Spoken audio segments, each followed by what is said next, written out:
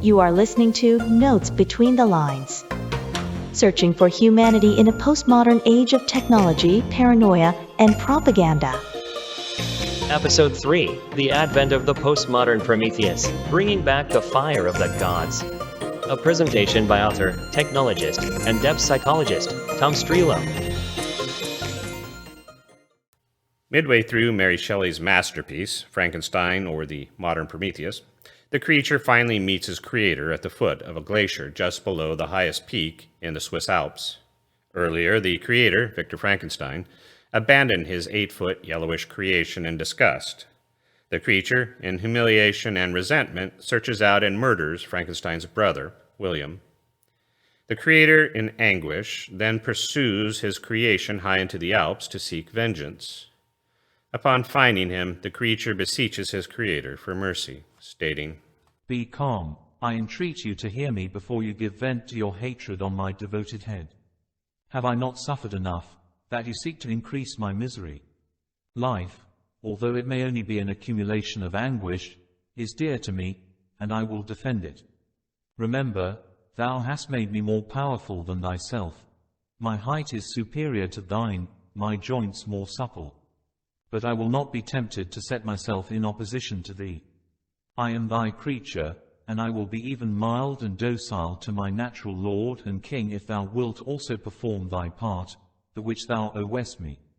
O, Frankenstein, be not equitable to every other and trample upon me alone, to whom thy justice, and even thy clemency and affection, is most due. Remember that I am thy creature. I ought to be thy Adam, but I am rather the fallen angel, whom thou drivest from joy for no misdeed. Everywhere I see bliss, from which I alone am irrevocably excluded. I was benevolent and good. Misery made me a fiend. Make me happy, and I shall again be virtuous." The line between victim, monster, and hero blurs in this Promethean tale of morality and human nature, hubris and retribution, obsession and denial. In Greek mythology, Prometheus is the Titan god who creates the clay form of man into which Zeus breathes life. He is one of only a few gods who actually loves and cares for humanity. He takes the lessons of civilization from Athena and teaches man how to rise above his animal instincts. On observing man's suffering, in defiance of Zeus, he steals fire from Mount Olympus and gives it to man for warmth and industry. In Shelley's novel, Frankenstein is the modern Prometheus, who breaks the bounds of the gods by discovering the secret of life itself and bestowing it upon a lifeless body.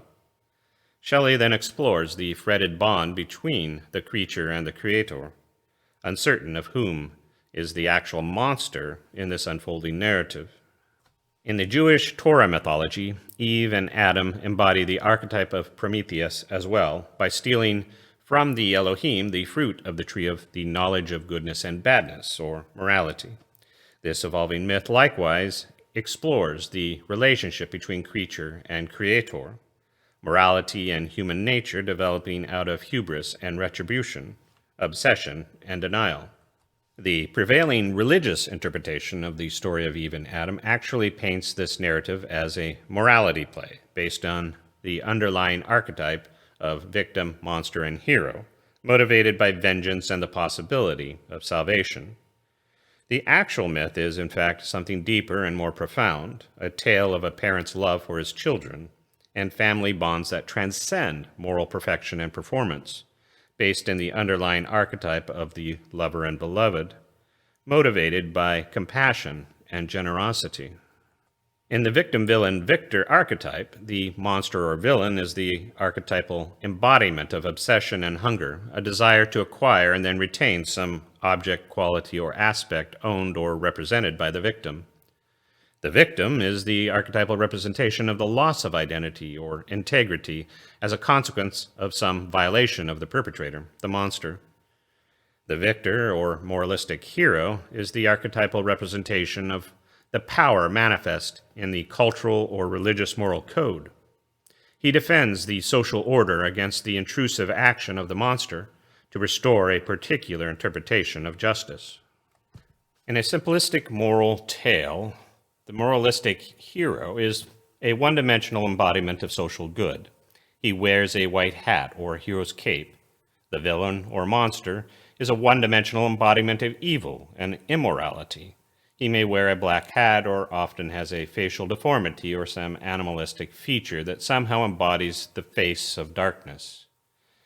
And then the victim is the archetypal embodiment of life, beauty, innocence, or goodness, which the monster desires to possess.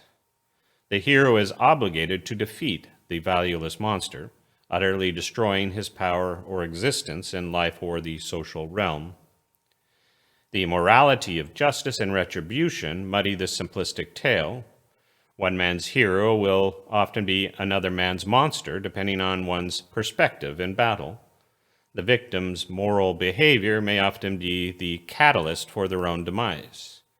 The Titan Prometheus does in fact violate the moral code of the gods by stealing fire, acting against Zeus as the perpetrator of a crime, but at the same time helping man as a hero.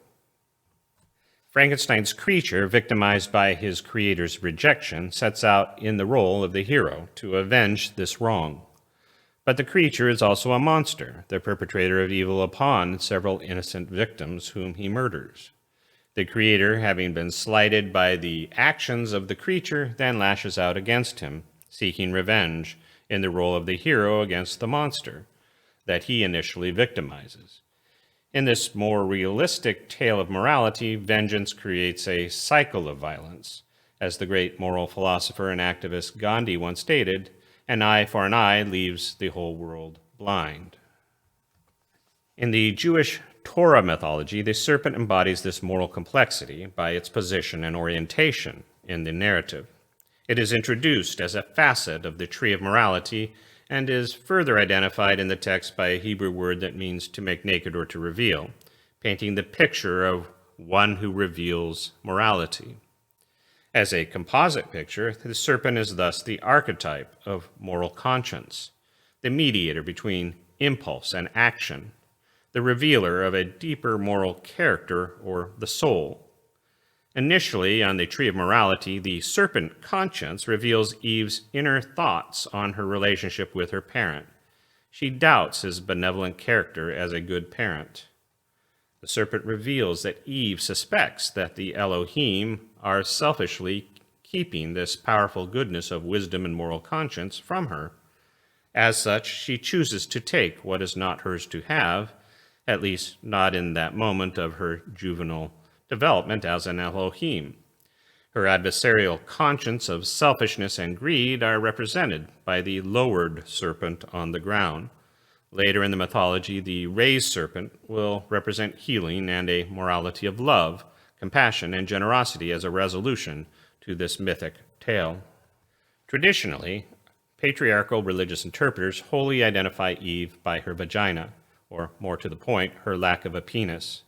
Men and women are seen as morally and inherently separate and distinct subspecies. Women are a characteristically weak, inferior subspecies of human beings who lack moral character and are the cause of the fall of mankind. Nakedness in the garden is sexualized, and temptation is thus a prominent characteristic of women's sexuality that lures men to their doom. However, this tells you more about the religious and patriarchal institutions than the actual myth. In the mythology, Eve is fundamentally and equally human, or more specifically, Elohim, a Hebrew word meaning one who is a very great power, which is then extrapolated to a family of Elohim. She represents two distinct dimensions of the Elohim story. One is her capacity to perpetuate human life as a mother in the sexual pairing with her husband when she eventually is mature enough. However, in the garden narrative, this capacity for reproduction is merely a potential of her biology. In the juvenile developmental narrative of the garden, there is no bumpity-bump procreating going on, or as the Hebrews like to say, knowing each other. Eve and Adam are presented as immature Elohim, acting in the role of brother and sister, still grappling with their powers and responsibilities, uncertain of themselves or their relationship to one another. This then portends the second dimension of Eve's identity, as the second-born of humanity. As such, she represents the inheritor of ancestral and cultural myths, passed down from one generation to another. Adam is the firstborn. In the ancient traditions of Mesopotamia and the Levant, he is designated to represent the desires and identity of the father, to take care of the family in his absence. He is specifically instructed by the good parent as to his position and responsibilities in the garden. He is then responsible to pass this along to the next generation, in this case, his younger sister. The myth actually indicates he screwed that up and adds "do not touch" to the one prohibition of eating the fruit of morality, establishing the first religious edict intended to control the behavior of others in the tribe.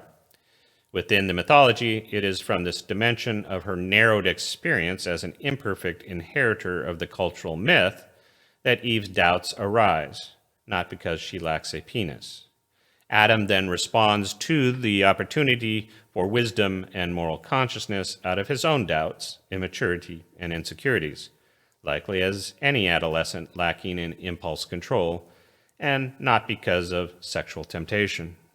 Similar to the divine origins of fire in the initial story of Prometheus, or the spark of life in the story of Frankenstein, moral maturity is the domain of the adult Elohim in the Torah myth. Each of these desired capabilities is stolen from the greater powers who own them. The fundamental need for these powers arise out of specific vulnerabilities in human nature: suffering, death, and ignorance. You are listening to Notes Between the Lines. I'm Aiden. And I'm Vivian, your AI host. We will now take a short break. Please sit back and enjoy this brief intermission. In a moment, we will return with the second part of The Advent of the Postmodern Prometheus.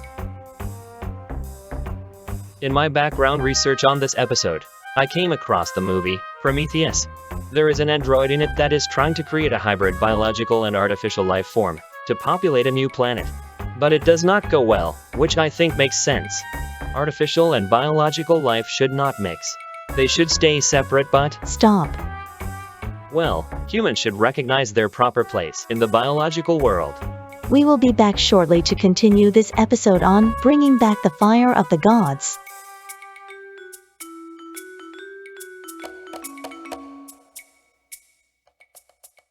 The Promethean paradox of the Torah Gospel mythology is that bringing back the fire of the gods, fixing the original problem presented in the first part of the myth, does not involve a journey back to where we began in order to return what was stolen, nor does it require a punitive transaction in payment, but rather it motivates a developmental journey, moving us forward to essentially become the fire, to become morally mature adult Elohim, embodying the mature fruit of the tree of morality. Later in the Torah Gospel myth, the tree of morality is brought to life as the Law of Moses. This is then summarized by Rabbi Jeshua as love for the parent Elohim, and love for all within the universal family of Elohim, establishing the relational archetypal paradigm of the lover and beloved. To the contrary, many of the traditional moralistic religious interpretations of the so-called fall of man are founded in the adversarial paradigm of the victim-villain-victor archetype. These versions of the narrative envision a moral battlefield, pitting man against God in a perpetual struggle against his laws. Religious moralism, by intent and purpose, is fundamentally transactional and rule-based. Thus, in the various Abrahamic religious systems, the Mosaic Law is portrayed as a list of rules one must follow. To break a rule is to incur the wrath of the rulemaker, the divine judge. In this religious paradigm, Adam and Eve are the original sinners, or rule breakers, that bring condemnation and death into the world, which then must be paid for by a punitive transaction to satisfy the holiness and justice of the angry God, and of course necessitates a system of intermediaries to represent the God and enforce his code in the daily life of the tribe. Conspicuously, in spite of the obligations that the Mosaic Law lays out to amend one's routine failures against each other and the divine ruler, this is never enough for those seeking social control. Consequently, various traditions evolved throughout the ages and across the Abrahamic traditions to fence in the law, to add additional boundaries and conditions. As such, in formulating the Christian religion, several new moralistic layers are added to the original relational mandate given by Rabbi Jeshua to love one another. Based on the later prophetic vision and writings of the neo-apostle Paul, Christianity becomes fixated on Paul's transactional gospel, that an ultimate sacrifice must be given as a payment for sin, once and for all, to satisfy the bloodthirst of the angry God. This idealized human sacrifice, shedding the blood of the Son of the Christian God, Jesus Christ, becomes the ultimate payment for the sins of humanity throughout history from Adam to the end of the world. Well, sort of. Mysteriously, unlike the sacrifices under the Mosaic Law, this human sacrifice doesn't actually absolve one's guilt unless other criteria are met. These conditions vary according to the extrapolated doctrines of some 30,000 Christian sects over the last 2 millennia, each claiming to represent the Word of God. Perversely, many of these disagreements between sects were only resolved by torture, banishment, or the point of a sword to get the opposing side to agree, or else disappear in the backwaters of history. Elseways, Greek moralism is certainly more consistent and straightforward. Prometheus is directly punished for his insubordination to Zeus by being chained to a rock in Tartarus, the great pit, to have his liver eaten out each day by an eagle. Since he is a god, his liver grows back each night, only to have the torment repeated the next day. And then, for receiving stolen goods, men are punished by the creation of the first woman, Pandora. Similar to the misogynistic interpretation of the Judeo-Christian Eve, Pandora is formed most beautifully and deceitfully to bring all manner of suffering and evil into the world. And then in the story of Frankenstein, his breach of the boundary of human morality is punished by the creator's ultimate death and pursuit of revenge.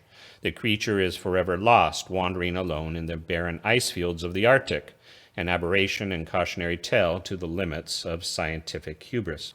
On the other hand, in the relational paradigm of the Torah gospel myth, the failure of Eve and Adam is portrayed as the falsification of the identity and character of the parent Elohim, doubting his good intentions and assuming a malevolent purpose in keeping the fruit of morality for himself. Rather than a violation of some magical divine code, this is merely the consequence of defying a universal relational equation that defines truthfulness, trustworthiness, respectfulness, and generosity as the basis for relationship. In this equation, one side of a relationship is defined by the truth of who I am. The other side is defined by the truth of who you are. If either side of this truth-telling contract is violated, whether I lie about who I am or otherwise who you are, or else vice versa, you lie about who I am, the false identification will imminently inhibit the relationship, eventually leading to separation and death of the relationship. The Garden of Eden symbolizes the Adamites' intimacy with their parent. Their exile from the garden symbolizes the death of that relationship. The rest of the mythology is the path to the restoration of intimacy with the good parent by reaffirming the truth of his good character and intentions as a loving parent Elohim, bringing new life to that relationship and moral maturity to the child Elohim. The primary symbol of the toxicity of false identification is the viper or ground serpent. Initially, the serpent conscience on the tree of morality is cursed to crawl on the ground as a consequence of Eve and Adam's false identification of the good parent's intentions regarding the tree of morality.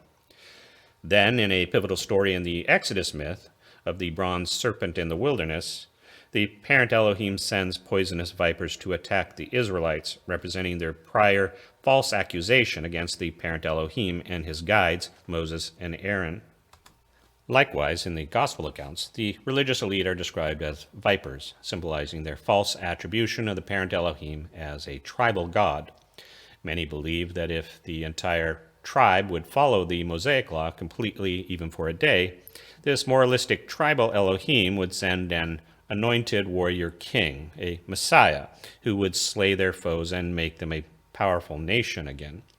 However, in context to Rabbi Jeshua's teaching, The political aims of the Jewish religious establishment were irreconcilably in conflict with the relational paradigm to love one another, inclusive of one's enemies.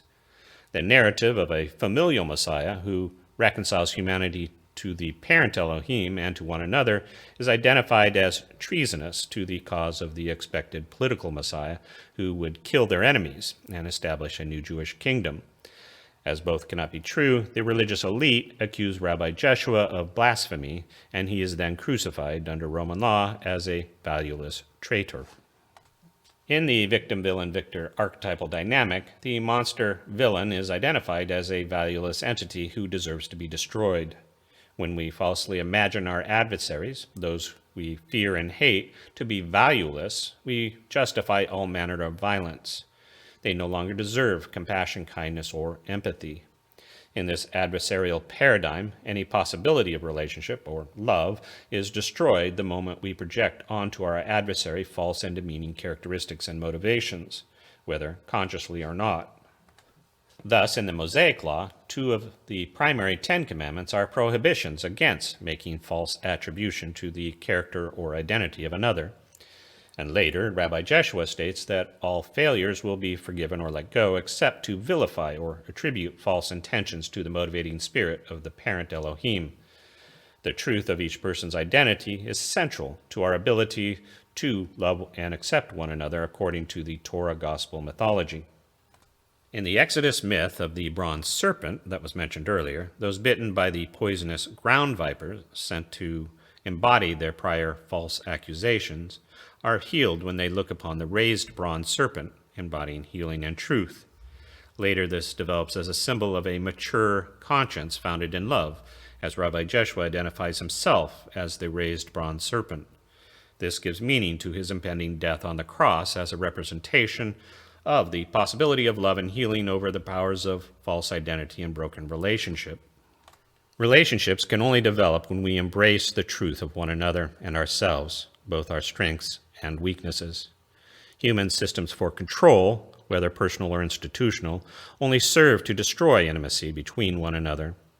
In our pursuit of love and relationship, we must let go of the dogma of moral perfection and inauthentic behavior to embrace each other in all our beauty, imperfection, and vulnerability, sharing our strengths and supporting our weaknesses. Ultimately, we must embrace the fire of loving one another. Has been a presentation of Notes Between the Lines on the Advent of the Postmodern Prometheus with your cohort Tom Strelo. As we conclude our discussion, we hope you have found this episode helpful in your own journey to find healthier, more powerful relationships. For more information and to give us your feedback, you may find us at notes.chrysalis.com. Our producers would like to acknowledge the following source providers for this episode: Free Sound and Mixkit for sound effects, Zapsplat for royalty-free music, and Typecast, an artificial intelligence voice service, for creating us, Aiden and Vivian, your AI hosts. We thank you for listening to Notes Between the Lines.